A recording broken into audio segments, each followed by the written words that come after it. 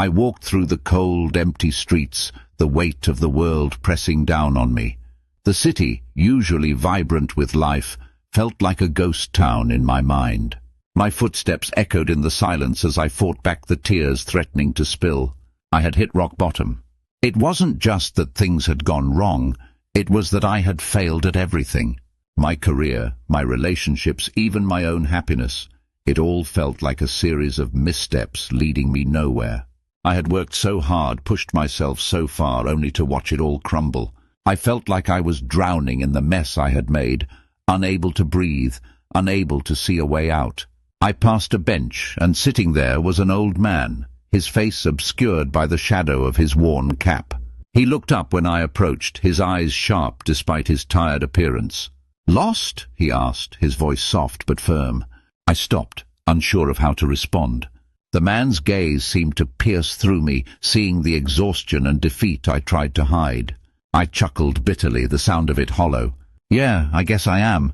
Everything's falling apart. I don't know what to do anymore." He motioned to the bench beside him. "Sit with me for a moment. Sometimes the answers come when we stop running." I hesitated but sat down. There was something calming about him, an unspoken understanding in the quiet between us.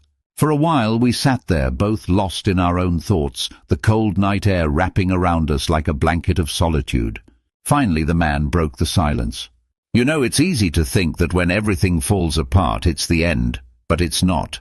The hardest part isn't falling, it's what comes after." I looked at him, confused. "What do you mean? It feels like it's over, like I've messed up too much to fix anything." He nodded slowly, a knowing smile on his face. "That's what it feels like, yes. But it's not the truth. The truth is, falling doesn't mean you've failed. It just means you've been tested. The real question is, what do you do after you fall?" I stared at him, not sure what he was getting at. "I don't know if I can get back up. I've tried so many times, and each time it feels worse." The man's eyes softened, but his voice remained steady. "The point isn't that it's easy. The point is that it's a choice. You can choose to stay down, or you can choose to rise again, no matter how hard it seems. The choice is always yours." I felt a lump form in my throat, the weight of his words sinking in. I had spent so much time beating myself up for my failures, blaming myself for everything that went wrong. I had forgotten that even in the worst moments, I still had the power to choose what came next. The man stood up, preparing to leave, and I followed his movement with my eyes. Before he walked away, he turned back to me one last time. "Remember this," he said, his voice clear and final. "It's never too late. You can always rise. The fall doesn't define you. The rise does." I watched him disappear into the night, his figure slowly blending with the shadows.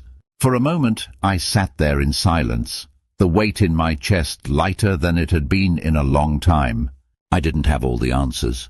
I didn't know how I was going to fix everything. But I knew one thing for sure. I had the choice to start again. I stood up, taking a deep breath. It wasn't going to be easy, but the man was right. Even when you've fallen, you can always rise again. The fall might be a part of the journey, but it's the decision to stand up that truly matters. And I was ready to make that choice.